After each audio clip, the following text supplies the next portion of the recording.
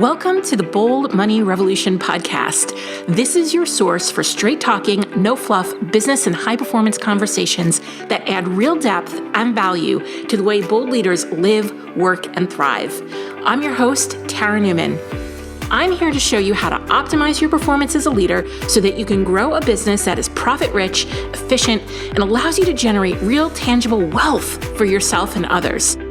We are here to help you lead with your values, to perform without overwhelm and burnout, and to do your most important work in the world. Hey there, bold leaders. Welcome to another episode of the Bold Money Revolution podcast. I'm your host, Tara Newman, and I'm here today to lay down some truth, right? I had a call yesterday with somebody who booked a one-off call with me, and she started the call saying that I have this reputation, and I'm thinking what she was saying was that I have a reputation for being direct. I think she was a little nervous about being on the call with me and what I was going to say. And I am direct. I do just say how it is. Part of that is what I'm learning about myself and how my brain works with my recent ADHD diagnosis. And there's an impulsivity part of having ADHD that kind of doesn't have a pause before you speak. And I very much have that.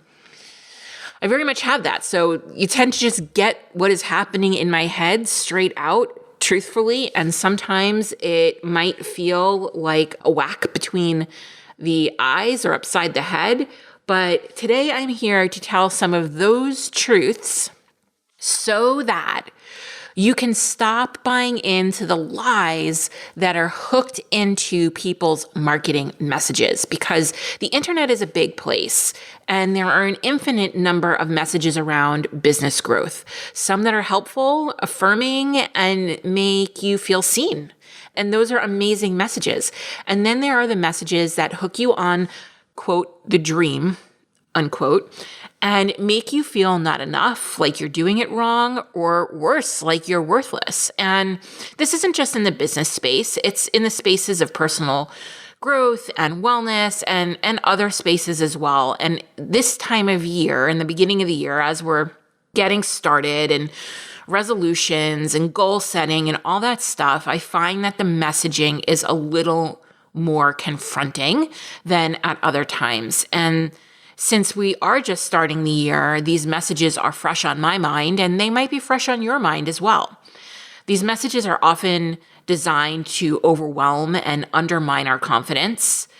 So we run to our wallets and buy the fix, and it's usually a quick fix to get us out of immediate pain and overwhelm and exhaustion and low confidence and, that we don't know enough or whatever it is. So maybe you're feeling a little unsettled or wobbly right now. Maybe you have a plan, but you're wondering how this is all going to come together or who that you can pay to fix this thing for you right now.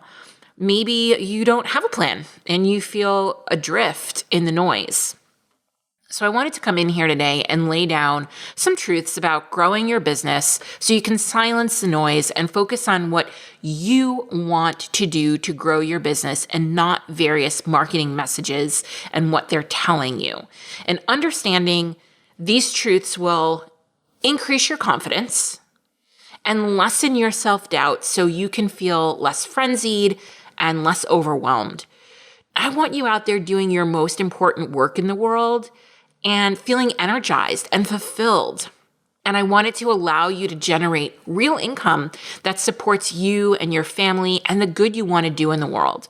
So I'm sharing these truths because I value transparency, and I'm sharing my truth in the hope that I inspire you to share yours, because truth telling is an important part of navigating the internet in our society today.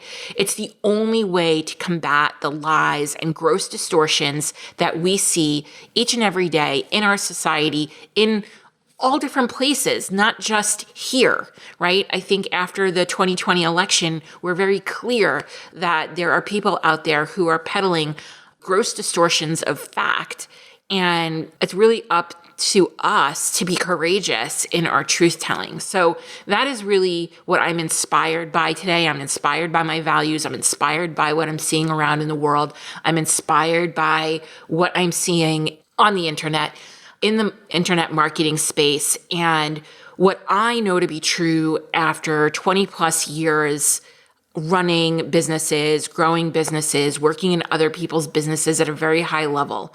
And so I've picked 10 things that I want you to hear today that I know to be true about growing your business. So 1, the best way to grow your business is to do what works for you. Yes, learn from people who have figured out workable solutions to the problems you have. You might even need to find a trusted advisor to help you see the problems you didn't realize you have. And you should listen to what those people have to say if you have vetted them and decided that they are credible experts. Ultimately, you have the agency to do what works for you, because that is what you will be able to commit to on a consistent basis. Doing things that don't work for you make it hard to focus and commit on a consistent basis. Truth number 2, you are not your business. And yes, there is overlap between you and your business. And I talk about this frequently in the Brave Society. This is like a dichotomy. You are not your business, and there are at the same times there are things that are intertwined. However, I want you to think about the difference between your identity as a human being and the entity of your business. You have different needs than your business has. You have feelings about things. Your business doesn't. Your value and worth as a human being is not determined by your revenue or business accomplishments. However, your business's success does depend on revenue. You might feel uncomfortable upholding boundaries, but your business requires contracts to safeguard your revenue, employees, contractors, and you. So you are not your business. You are the identity. You have an identity. Your business is an entity. And if you can learn to distinguish what is yours and what is your business's, you will have an easier time extrapolating your personal feelings and taking things personally from what is your business. 3, you will experience fear every day in some form or another. That is true.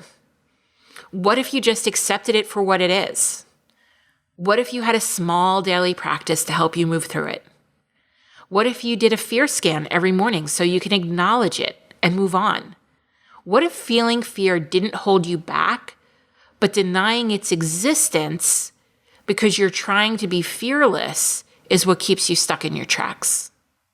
You will experience fear every day in some form or another because you are a business owner, and that takes a tremendous amount of courage to lean into your edge every day and do the things that you might be unwilling to do so your business can succeed. 3, deprioritizing your business is smart strategy. And what I mean by that is my business is never my first priority. It's important. I take it very seriously. But my business thrives when I prioritize other things in my life, like my family, or rest, or house projects, or personal goals. Each quarter, I decide what my priority is and make sure it's not my business. 5, you are holding yourself back. It's not another strategy, degree, course, certification. It's you. And you know what? That's okay. It's okay to hold yourself back. It's okay to be in your own way. We need to face these obstacles so we can learn the lessons that move us forward. We are always exactly where we need to be. Instead of being at war with this and judging ourselves for it, can we accept it? Can we love it? Appreciate the gift of holding yourself back and use it to create a relationship of compassion and curiosity with yourself. 6, you will be misunderstood. This is a truth. I know for some, this is a big fear. It might even be your biggest fear. It's certainly been one of mine all my life, until recently. Oddly, it was my ADHD diagnosis that set me free. Because I looked back on my life and I realized that all the constructive criticism and feedback that I have ever received from my parents, teachers, coworkers, bosses, even people who DM me on Instagram, have all been commenting on or objecting to aspects of my ADHD. I wasn't misunderstood. They were misunderstanding me and how my brain works. Perhaps if we judged others less, we would feel less judged and misunderstood. This is something I'm playing with given my new insight. So you will be misunderstood. It's going to happen. People communicate in lots of different ways. People hear things in lots of different ways. There is no way that we can ensure that we are fully understood by every single person that we come in contact with. That is an expectation that none of us can meet. 7, your business, whether it's services or products, is not for everyone. Stop trying to convince non-ideal clients to work with you. It's harmful for them and it's harmful for you. We want to convert qualified prospects into paying customers who we can't wait to serve. We can't wait to work with them. That's the kind of energy we want in our businesses. That's the kind of energy that we want given to our clients and our customers. We never want to convince less than qualified prospects to become paying customers who we can't wait to get rid of, right? That's like the worst possible place to be. 8, make a decision, people. Make a decision. Make a decision.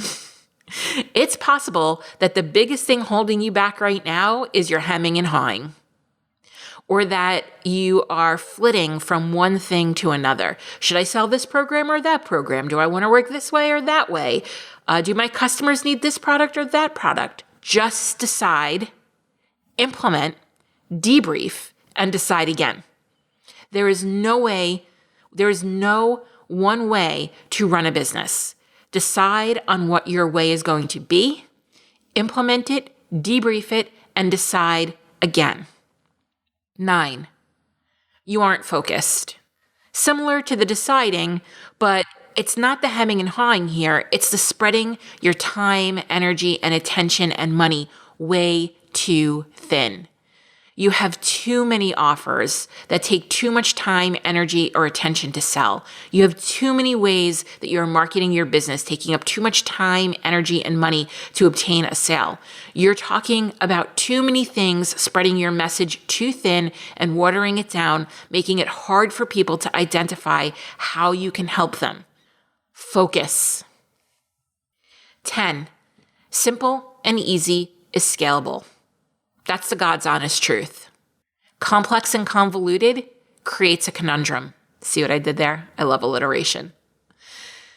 Simple and easy is scalable. If you're at the point in your business where you're scaling, it's all about doing less, not more. It's about niching down, streamlining services, simplifying the operation, systematizing the money. Stop overcomplicating things. More doesn't equal more. I would love to hear which one of these truths resonates with you, so come on over to Instagram and share with us your thoughts. You can find and tag me at the Tara Newman. Thanks for taking this time today to listen to me. I hope this has been helpful. Please know that I believe small business owners like you have the power to change the world. Take good care. Hi, it's Tara. Let's talk about the Brave Society. Did you know I've been running this program since 2018? It's true. And each year I use my 20 plus years experience in leadership development, sales, and performance coaching to understand what small business owners truly need to grow their businesses. I observe, listen, and research the challenges small business owners face when shooting for that $250,000 revenue goal.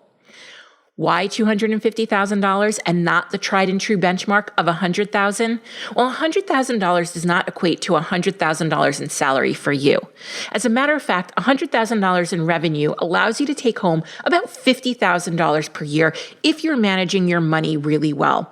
And I don't know about you, but running a business takes a lot of heart, soul, and guts. And $50,000 just does not feel equivalent to what I know you're putting in.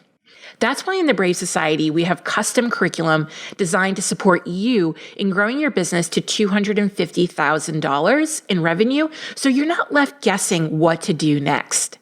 The biggest difference with Brave is it's not about information. It's about implementation. Each quarter, we come out with fresh curriculum that includes a 6-week implementation cycle that pieces you through the steps you need to take so you complete projects that increase your bottom line. Each implementation cycle includes office hours with me, where you get tailored mentoring so you can work through any hurdles you might be experiencing along the way. You have access to tools and resources to help you assess where your business is and trainings to support you in your next step, so you have proven systems to help you grow. We have a robust and supportive community of business professionals in a wide range of different industries, from coaching, consultants, real estate, marketing, graphic design, therapists, wellness professionals, who are all running businesses that sell premium services and products. In the Brave Society, we have a strong commitment to your results, so you remain focused on your highest value tasks. If you're ready to create significant income so you can give yourself a generous raise, profit well, and lead your business in a way that aligns with your ambition, head on over to theboldleadership.com/brave and apply to join us now. If you've found this podcast valuable, help us develop more bold leaders in the world by sharing this episode with your friends, colleagues, and other bold leaders. Also, if you haven't done so already, please leave a review. I consider reviews like podcast currency, and it's the one thing you can do to help us out here at the Bold Leadership Revolution HQ. We would be so grateful for it. Special thanks goes to Stacey Harris from Uncommonly More, who is the producer and editor of this podcast. Go check them out for all your digital marketing and content creation needs. Be sure to tune into the next episode to help you embrace your ambition and leave the grind behind.